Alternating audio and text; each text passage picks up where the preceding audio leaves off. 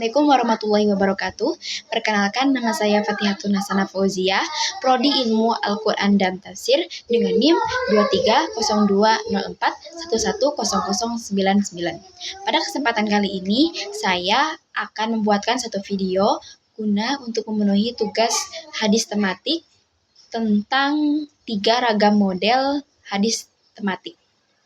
Nah, tematik hadis menjadi metode yang dapat disebut efektif dalam mengkaji suatu hadis. Karena apabila kita menggunakan buku terjemahan atau syarah, maka kita tidak dapat memahami suatu hadis secara utuh. Namun sebaliknya, apabila kita menggunakan salah satu dari 3 metode kajian hadis tematik tersebut, kita akan memahami hadis itu secara utuh. Nah, dari di sini saya akan menjelaskan 3 ragam model kajian hadis tematik. Yang pertama, yakni menggunakan metode kata kunci.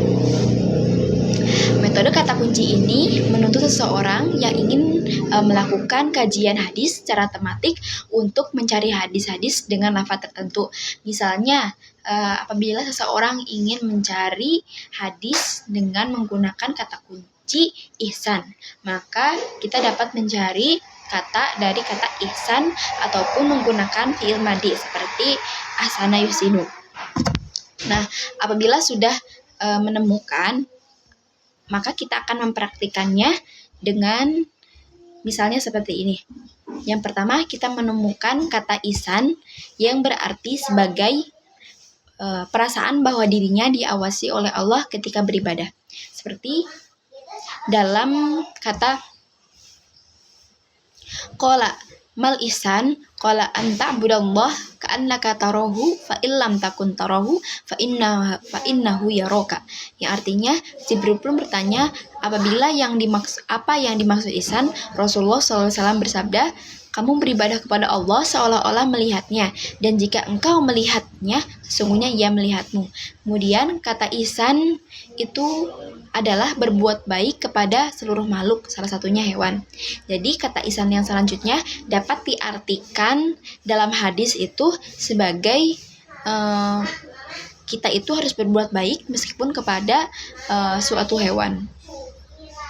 Misalnya dalam hadis yang seperti ini, yang artinya sesungguhnya Allah SWT telah menetapkan perbuatan ihsan baik pada tiap-tiap sesuatu. Jika kalian membunuh, maka bunuhlah dengan cara yang baik. Jika kalian menyembelih, maka sembelihlah dengan cara yang baik. Hendaklah salah seorang di antara kalian menajamkan pisaunya dan menenangkan sembelihannya. Hadis riwayat Muslim. Kemudian ihsan yang selanjutnya yakni ihsan dalam hadis dimaknai sebagai kebaikan secara umum. Seperti dalam hadis yang artinya, aku melihat paling banyak penghuni neraka adalah wanita. Mereka bertanya, kenapa wahai Rasulullah? Dia menjawab, karena keingkaran mereka. Kemudian mereka bertanya, apakah karena mereka ingkar terhadap Allah? Beliau menjawab, mereka ingkar terhadap suami dan ingkar terhadap kebaikan. Jika kamu berbuat kepadanya dalam waktu yang lama, lalu mereka melihat keburukanmu darimu sekali, dia berkata, saya tidak pernah melihat kebaikanmu sekalipun. Hadis riwayat Maliki. Nah, 3 hadis di atas berdasarkan kata kuncinya yaitu ihsan, yakni memiliki makna yang berbeda-beda. Nah, langkah selanjutnya ketika kita sudah menemukan kata ihsan dalam 3 hadis, kemudian yang dapat dilakukan adalah melakukan pemaknaan secara mendalam seperti pada makna yang kurang dipahami dari redaksi hadis tersebut. Jadi kita melakukan pendalaman pemahaman terhadap 3 hadis tersebut. Nah, kemudian metode yang selanjutnya yakni metode tematis analitis. Nah, metode ini adalah pengkajian hadis secara tematik dengan basis tema tertentu pada hadis tertentu. Dengan metode ini, mencari hadis-hadis serupa yang mendukung dan melihat latar belakang setiap jalur periwayatan sangat diperlukan. Langkah ini dilakukan untuk mendapatkan suatu pemahaman yang utuh. Nah, sebagai contoh, seorang yang ingin memahami hadis Misalnya kita ingin memahami tentang isbal atau memakai pakaian yang terurai hingga melebihi mata kaki. Nah, kita mencari hadis yang bertemakan tentang isbal. Misalnya saya mengambil hadis yang berbunyi seperti ini. Innalladzina yajurru thiyabatu minnal khilai la yanzurullah ilaihi yaumal qiyamah. Yang artinya orang yang menjulurkan pakaian karena sombong tidak dilihat Allah di hari kiamat kelak. Hadis riwayat Muslim. Nah, hadis serupa yang saya temukan lagi yakni tentang isbal yang sama. Tapi dalam hadis ini dijelaskan dari Abdullah bin Umar radhiyallahu anhu bahwa Rasulullah Shallallahu Alaihi Wasallam bersabda, Allah tidak memandang kepada orang yang menjulurkan pakaiannya karena sombong. Muttafaq alaih. Nah, hadis lainnya adalah hadis riwayat Al-Bukhari dalam sahihnya yang memiliki arti dari Nabi Muhammad SAW. Beliau bersabda, siapa yang menjulurkan pakaiannya hingga ke bawah mata kaki dengan sombong, maka Allah tidak akan memandangnya pada hari kiamat kelak. Lalu Abu Bakar berkata, wahai Rasulullah, sesungguhnya salah satu dari sarungku terkadang turun sendiri, kecuali jika aku menjaganya. Kemudian Nabi SAW bersabda, engkau bukan termasuk orang yang melakukan hal itu karena sombong. Hadis riwayat Bukhari. Nah, langkah selanjutnya ketika kita sudah menemukan 3 hadis tersebut, yakni melakukan pemaknaan secara mendalam, melakukan pemetaan terhadap kajian, dan membuat kesimpulan dari proses analisis yang telah dilakukan. Kemudian, metode yang selanjutnya adalah metode tematik konseptual. Nah, metode ini adalah metode tematik konseptual. Cakupannya lebih luas daripada metode-metode yang sebelumnya. Metode ini dapat digunakan untuk menjawab isu-isu terkini dengan menggunakan hadis.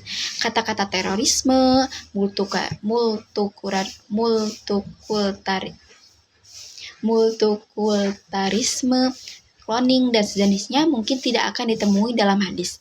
Akan tetapi, secara sederhana, terorisme akan ditemukan dalam hadis-hadis yang memiliki tema larangan, mengancam, dan larangan membunuh, dan lain sebagainya. Jadi tema-tema yang mungkin saat ini sedang terjadi, masalah-masalah yang kini sedang terjadi, mungkin dahulu tidak pernah dialami oleh Nabi, sehingga kita dapat mencari makna atau mencari tema yang sekiranya itu mirip-mirip gitu sama yang kemarin, yang dulu. Nah, langkah-langkah yang diterapkan dalam melakukan kajian ini adalah menentukan tema, menentukan literatur primer dalam hadis, melakukan pembacaan hadis komprehensif terhadap hadis-hadis yang dikaji, melakukan proses tahrij hadis, sekaligus melacak validalitas hadis serta kualitasnya, melakukan analisis literal pada lafaz-lafaz yang terhimpun dalam matan, melihat syarah, melakukan komparasi teks hadis dengan teks lainnya seperti Al-Quran, pendapat sahabat, tokoh otoratif, dan lain-lain. Dan yang terakhir, melakukan kesimpulan.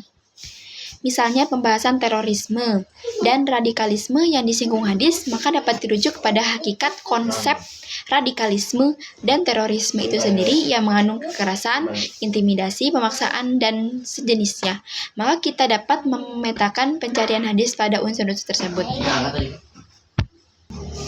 Misalnya, dalam rujukan hadis yang membahas mengenai larangan dan hukuman orang yang melakukan penyiksaan, seperti hadis riwayat Al-Bukhari di bawah ini, yang berbunyi, ada seorang perempuan disiksa karena seekor kucing yang dikurungnya hingga mati karena tindakannya tersebut ia masuk neraka. Wanita itu tidak memberi kucing tersebut makan, tidak pula minum ketika ia mengurungnya.